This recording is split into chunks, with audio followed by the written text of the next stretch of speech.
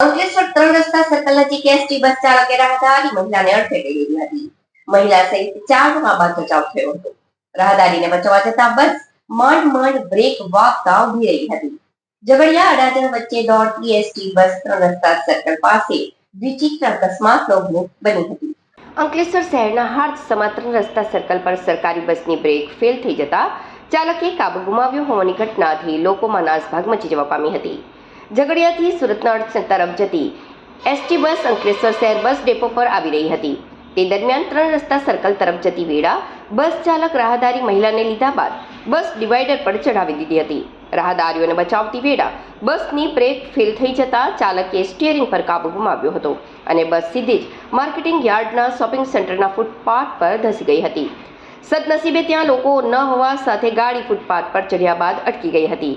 આ ઘટનાના સીસીટીવી પણ સામે આવ્યા છે, જેમાં મહિલા બસની અડફેટે આવી જતા બસ નીચે જતી રહે છે.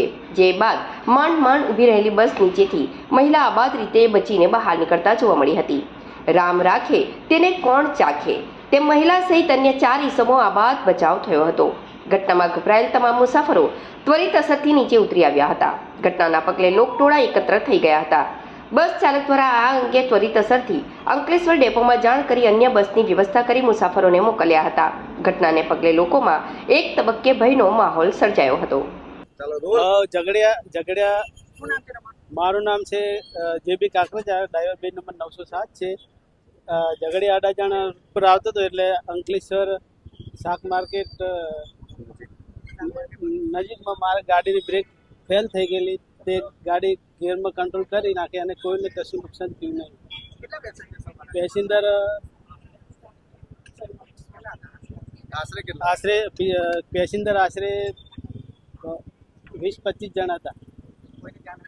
કોઈને જાનહાનિ થાય નહીં, કોઈને કશું નુકસાન નહીં થયું.